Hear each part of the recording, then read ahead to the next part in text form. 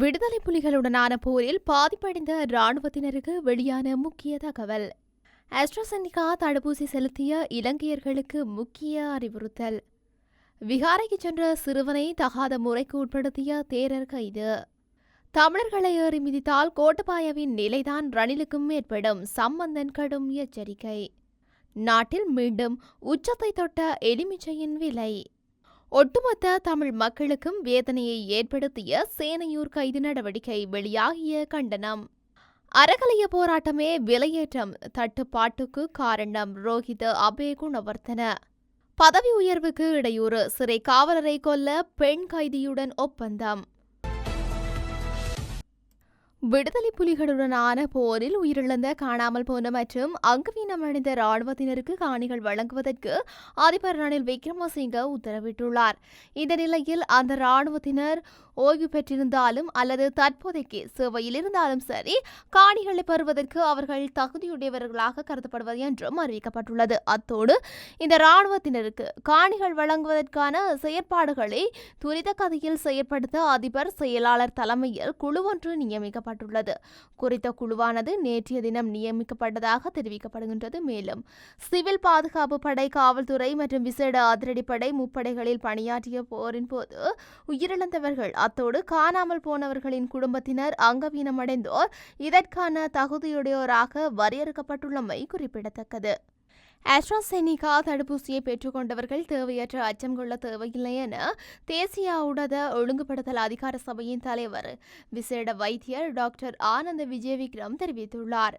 AstraZeneca தடுப்பூசியை செலுத்தியதால் இரத்த உறைவு உள்ளிட்ட பக்க விளைவுகள் ஏற்பட்டதாக அந்த நிறுவனத்தின் மீது உலகம் முழுவதும் பல்வேறு தரப்பினர் வழக்கு தொடர்ந்திருந்தனர்.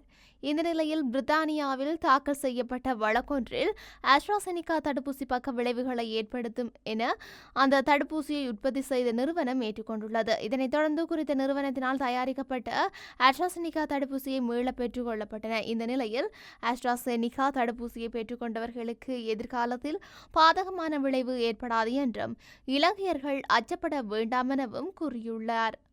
வெசாகுடுகள் தயாரிப்பதற்காக விகாரைக்கு சென்ற 13 வயது சிறுவனை தகாத முறைக்கு உட்படுத்தியதாக கூறப்படும் தேரர் ஒருவர் கைது செய்யப்பட்டுள்ளார். இந்த சம்பவம் களுத்துறை பிரதேசத்தில் இடம்பெற்றுள்ளதாக போலீசார் தெரிவித்துள்ளனர். களுத்துறை மெனேர்தென்ன பிரதேசத்தில் உள்ள விகாரை ஒன்றில் வசிக்கும் 27 வயது தேரர் ஒருவரே இவ்வாறு கைது செய்யப்பட்டுள்ளார். பாதிக்கப்பட்ட சிறுவன் குறித்த சம்பவம் தொடர்பில் தனது பெற்றோரிடம் தெரிவித்துள்ள நிலையில் சிறுவனின் பெற்றோர் இது தொடர்பில் போலீஸ் நிலையத்தில் முறைப்பாடு அளித்துள்ளனர். இதனையடுத்து சந்தேக நபரான தேரர் கைது செய்யப்பட்டுள்ள நிலையில் பாதிக்கப்பட்ட சிறுவன் பரிசோதனைக்காக வைத்தியசாலையில் அனுமதிக்கப்பட்டுள்ளதாக போலீசார் தெரிவித்துள்ளனர். நினைவேந்தல் நிகழ்வுக்கு தடை ஏற்படுத்திய தமிழர்களை ஏறி மிதித்தால் கோட்டபாயவின் நிலைதான் ரணிலுக்கும் ஏற்படும் என தமிழரசு கட்சியின் நாடாளுமன்ற உறுப்பினருமான சம்பந்தன் தெரிவித்துள்ளார். இறுதிப் போரில் உயிர் நீத்த தமது உறவுகளை நினைவேந்த தமிழ் மக்களுக்கு முழுமையான உரிமை உண்டு. அதனால்தான் முள்ளிவாய்க்கால் நினைவேந்தல் நிகழ்வை தமிழ் மக்கள் பகிரங்கமாக நடத்தி வருகின்றார்கள் எனவும் கூறியுள்ளார். திருகோணமலை சம்பூரில் முள்ளிவாய்க்கால் கஞ்சியை பரிமாறிய 3 பெண்கள் உள்ளிட்ட 4 இரவு வேளையில் போலீசாரால் அடத்தனமான முறையில் கைது செய்யப்பட்டு விளக்கமறியலில் வைக்கப்பட்டுள்ளார்கள். அதேபோன்று அம்பாறை மாவட்டம் கல்முனையிலும் முள்ளிவாய்க்கால் கஞ்சி வழங்கல் நிகழ்வுக்கு போலீசாரால் தடை ஏற்படுத்தப்பட்டுள்ளது. போலீசாரின் இந்த அராஜக செயலுக்கு கண்டனம் தெரிவிக்கும் போதே சம்பந்தன் மேற்கொண்டவாறு கூறியுள்ளார். அவர் மேலும் தெரிவிக்கையில், தமிழ் மக்களை பொறுத்தவரையில் மே மாதம் உணர்வு பூர்வமானது. அவர்கள் இறுதிப் போரில் உயிர் நீத்த தமது உறவுகளை நினைவேந்துவதற்கான புனிதமான மாதமே இந்த மே மாதமாகும். அவர்கள் போரில் உயிரிழந்த தமது உறவுகளை நினைவேந்துவதற்கு முழுமையான உரித்துரிமையுள்ளவர்கள். அவர்களின் அந்த அடிப்படை உரித்தை யாரும் நிராகரிக்கவே முடியாது. அவ்வாறு நிராகரிப்பதற்கு இடமளிக்க முடியாது. அவ்வாறு இடையூறுகளை ஏற்படுத்துவதும் நிராகரிப்பதும் அடிப்படை சட்டங்களை மீறுவதாகும். அதே நேரம் திருகோணமலை சம்பூரில் முள்ளிவாய்க்கால் கஞ்சி பரிமாறியவர்கள் கைது செய்யப்பட்டுள்ளார்கள். இரவு வேளையில் அவர்கள் மீது மிலேச்சத்தனமான முறையில் தாக்குதல் நடத்திய போலீசார் அவர்களை கைது செய்துள்ளார்கள். அம்பாறை கல்முனையிலும் முள்ளிவாய்க்கால் கஞ்சி வழங்கல் நிகழ்வு தடுக்கப்பட்டுள்ளது. போலீசாரின் இந்த அடாவடிகள் அடிப்படை மனித உரிமை மீறல்களாகும். இந்த விதமான செயற்பாடுகளை நான் வன்மையாக கண்டிக்கின்றேன். இது தொடர்பாக கிழக்கு மாகாண சிரேஷ்ட பிரதி போலீஸ் அதிபருடன் தொலைபேசியில் பேசியுள்ளேன். கிழக்கில் போலீசார் இந்த அராஜகங்களை புரிய யார் அதிகாரம் தந்தது என்று அவரிடம் வினவியுள்ளேன். எனது வன்மையான கண்டனங்களை அவரிடம் தெரிவித்துள்ளேன். கைது செய்யப்பட்டவர்கள் தாமதமின்றி விடுவிக்க ஜனாதிபதி ரணில் விக்ரமசிங்க தலைமையிலான அரசு உரிய நடவடிக்கை எடுக்க வேண்டும் என்று பகிரங்கமாக கோரிக்கை விடுக்கின்றேன் என்றார். நாட்டில் எலுமிச்சப்பழத்தின் விலை சடதியாக அதிகரித்துள்ளதாக வியாபாரிகள் தெரிவிக்கின்றனர். இடைத்தரகர்களின் மோசடியான நடவடிக்கைகள் காரணமாகவே இந்த விலை அதிகரிப்பு ஏற்பட்டுள்ளதாக உற்பத்தியாளர்கள் குற்றம் சுமத்தியுள்ளனர். விவசாயிகளிடமிருந்து 1 கிலோகிராம் எலுமிச்சை 50 ரூபாய் முதல் 100 ரூபாவுக்கு இடைப்பட்ட விலையில் கொள்வனவு செய்யப்படுவதாகவும் தமது உற்பத்திக்கான உரிய விலை கிடைக்கவில்லை என எலுமிச்சை உற்பத்தியாளர்கள் தெரிவிக்கின்றனர். எனினும் சந்தையில் 1 கிலோகிராம் எலுமிச்சை 2200 ரூபாவுக்கும் அதிகமான விலையில் விற்பனை செய்யப்படுவதாகவும் அவர்கள் குற்றம் சுமத்தியுள்ளனர். இதேவேளை பேலியகொட சந்தையில் 1 கிலோ இஞ்சி 3200 ரூபாவாக நேற்றைய தினம் விற்பனையாகியுள்ளமை குறிப்பிடத்தக்கது. திருகோணமலை சேனையூரில் நடைபெற்ற கைது நடவடிக்கையானது ஒட்டுமொத்த தமிழ் மக்களுக்கும் வேதனையை ஏற்படுத்தியுள்ளது என ஒருங்கிணைந்த தமிழர் கூட்டமைப்பு தெரிவித்துள்ளது. நினைவுகூரல் உரிமையை மறுத்ததிலிருந்து 3 பெண்கள் உட்பட 4 தமிழர்கள் கைது செய்த சம்பவத்திற்கு ஒருங்கிணைந்த தமிழர் கட்டமைப்பு வன்மையான கண்டனம் வெளியிட்டுள்ளது. ஒருங்கிணைந்த தமிழர் கட்டத்தின் சார்பில் தலைமை ஒருங்கிணைப்பாளர் தவ திரு அகத்தியர் அடிகளால் வெளியிட்ட அறிக்கையில் இவ்விடயம் தெரிவிக்கப்பட்டுள்ளது. மேலும் இந்த அறிக்கையில் திருகோணமலை மூதூரில் சேனையூர் பிள்ளையார் ஆலயத்தில் முள்ளிவாய்க்கால் கஞ்சி காட்சி பரிமாறியோர் கைது செய்யப்பட்டு விளக்கமறியலில் வைக்கப்பட்டுள்ளமை அதிர்ச்சி அளிக்கின்றது.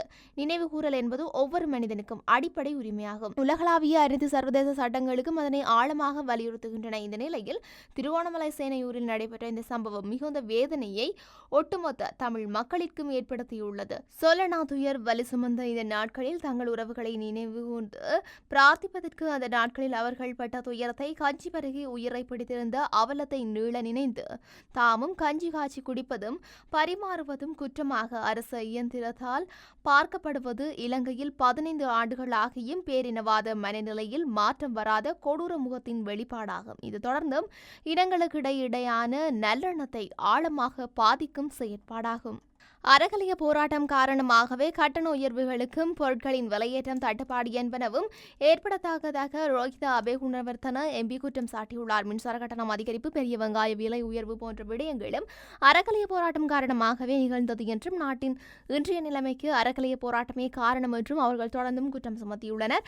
நாடாளுமன்ற அமர்வில் நேற்று கலந்து கொண்டு உரையாற்றும் போதே அவர் மேற்கொண்டவாறு தெரிவித்துள்ளார். மேலும் தொடர்ந்தும் கருத்து வெளியிட்ட அவர் நாட்டின் இன்றைய பொருளாதார வீழ்ச்சி மற்றும் நெருக்கடிக்கு அறகலைய போராட்டமே காரணமாகும். அதன் காரணமாகவே மின்சார கட்டண அதிகரிப்பு ஏற்பட்டது. பெரிய வெங்காயம் போன்ற அத்தியாவசிய பொருட்கள் தட்டுப்பாடு உண்டானது, விலையும் அதிகரித்தது. அதே நேரம் அறகலைய போராட்டத்தின் முன்னணியில் நின்றவர்கள் பல்வேறு மோசடி குற்றச்சாட்டுகளை எதிர்கொண்டுள்ளனர் என்றும் குற்றம் சாட்டியுள்ளார்.